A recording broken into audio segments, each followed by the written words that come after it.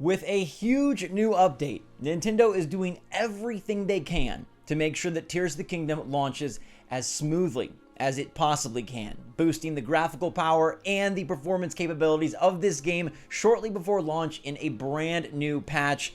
That is a really great sign for all of us about to embark on this new Hyrule adventure. What's going on, everybody? It's Zach from Switchforce. The game is so close, but there were some performance concerns at the previews a few weeks back. Now, the previews a few weeks back were inevitably on a much earlier version of the game, and there were some people that expressed concerns about frame drops in particular when using Ultra Hand, a bunch of different objects, and when battling in big battles involving multiple enemies.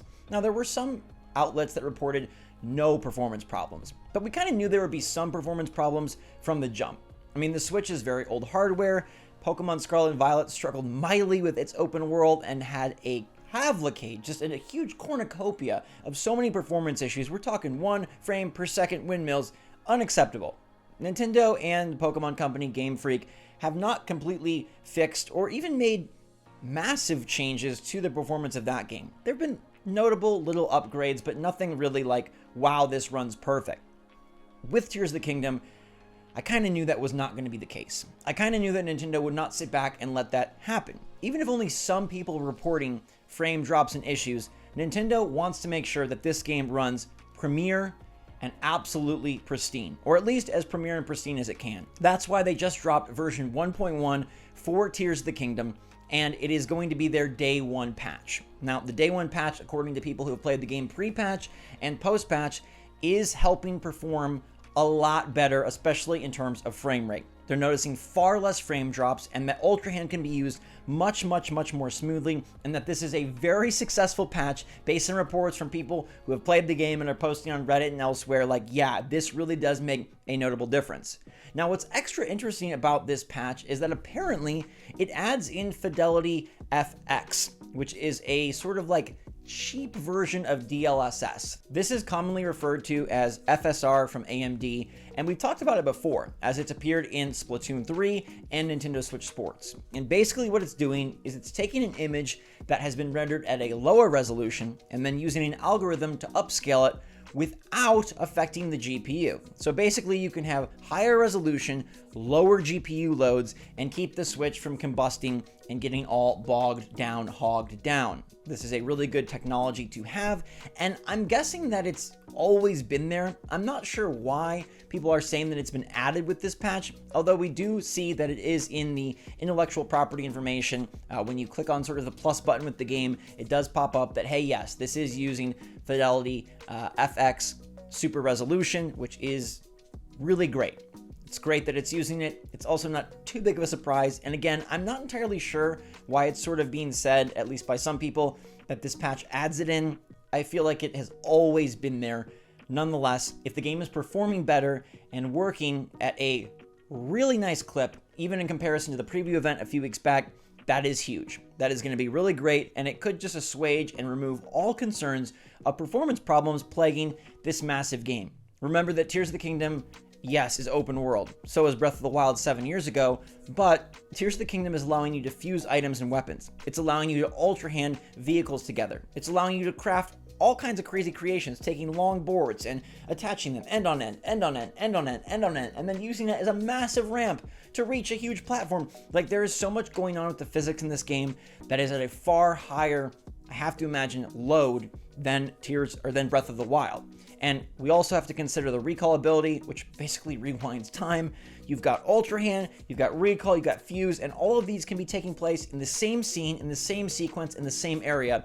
And so it made sense to me that there would be some slight performance problems. But it's good to know that they have at least worked on them in a way that current people are saying is very effective. Now, this 1.1 patch is available included in the preload. So if you are grabbing the game off of the Nintendo eShop, you will already have version 1.1. You can already upgrade it effectively before you can even open the game, which is pretty darn nifty and pretty nice. So many games have launched plagued with problems. There's Redfall, there's Jedi Survivor, all these PC ports. So many games are just coming out and it's like they don't work. Nintendo rarely has that issue, but then Pokemon Scarlet said hello, and despite 30 million copies sold, it really stunk in the performance department. It was going to be a sad sight to see if Zelda Tears of the Kingdom, the most anticipated title, the first $70 Nintendo title, was plagued by these issues and they couldn't get it under control. Like I said, you kind of knew Nintendo would address this one head on, hardcore, and it feels like they've done so. And even if Fidelity FX has been there all along, it's good to know that Nintendo is using this technology that they put in some of their games that are, I guess, graphically intensive, if you can call Switch Sports that. But maybe there's a lot going on behind the scenes. Nonetheless, the best that the Switch can offer is on display and here for Zelda Tears of the Kingdom, and they've already made improvements. That is a good thing. We do not want them to start off and then say, oh, we're promising a patch down the road. No, there's a great patch already here. It makes the game run really nice, and you can just enjoy the adventure, go after Princess Zelda, chase after the Rito, fuse some things together, ultra hand the world as the way you see fit, and not worry about the frame lagging as you try and attach a giant mushroom to a giant sword. Now, with that being said, I'm sure there still will be some bugs and glitches and issues that appear with this game. In terms of the limitations of Ultra Hand, I have not seen much in terms of trying to really push the limits or test the maximum. Can you connect 1,000 pieces? Can you build a giant floating island with 100 balloons and 100 wood boards? I don't know. I do still expect there to be some performance issues with the game, especially at launch week and as people sort of uncover and learn how to break the systems, but I don't think it's going to be something that plagues the average player during their average playthrough. Although I also don't believe that this 1.1 patch solves everything, and there may be some battles in some instances if the lighting is just right and the enemy count is at a high level where you are seeing some frame drops. So I'm very curious to pay attention to this and see if the early reports of this patch panning out super well is something that carries forward into launch once we have a mass amount of players.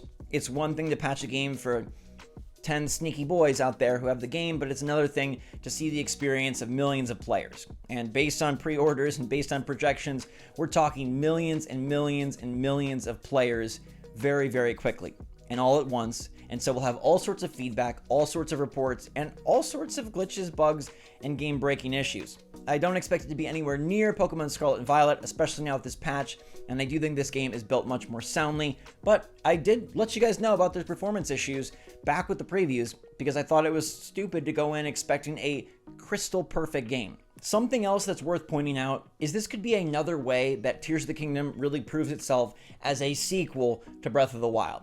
Right, taking advantage of the Fidelity FX Super Resolution and making the game perform better, run better at a higher resolution with less drops and less bugs and less performance problems is a huge get. So for all the people that continue to say maybe it's not a true sequel, well, we've seen enough to know that, oh my gosh, this is a sequel. But from a performance standpoint, even though we are on the same system, we're going from launch system to basically Glory Days, Golden Era towards the hope sort of kind of maybe end-ish years of the console, and so they should have a better understanding of how to make this work. So if we have an even more massive world and we are able to get a better playing Breath of the Wild, even if it looks very similar in some ways, that is a huge win, and it's something that again can set this apart, that your experience with Tears of the Kingdom can perform far better than your experience with Breath of the Wild. These two titles head to head, it may help elevate Tears of the Kingdom if the performance is stronger, and it does seem like that is what we're going to get inevitably, and now with this patch. So very good news, no ifs, ands, or buts about it. This is great that they're handling it and taking care of it early and ensuring that once you get that game on Friday, boom, you are in the best version of Hyrule you can possibly be. Let me know if you're happy Nintendo has already patched it and if you're excited to see a better performing world than in Breath of the Wild and not one of those scenarios like Pokemon Scarlet or Redfall or Jedi Survivor where people can barely play and get through certain areas of the games and it's really upsetting and it absolutely dilutes something that could have been great. This is going to be great, and now it can definitely just be great. So thanks so much for watching. Let me know what you think in the comments down below. Hit that like button if you're pumped for the game. I got you covered with all the coverage coming your way as soon as possible. And until that time, stay safe, stay healthy, stay happy, stay positive out there. Love you lots. Switch Force out.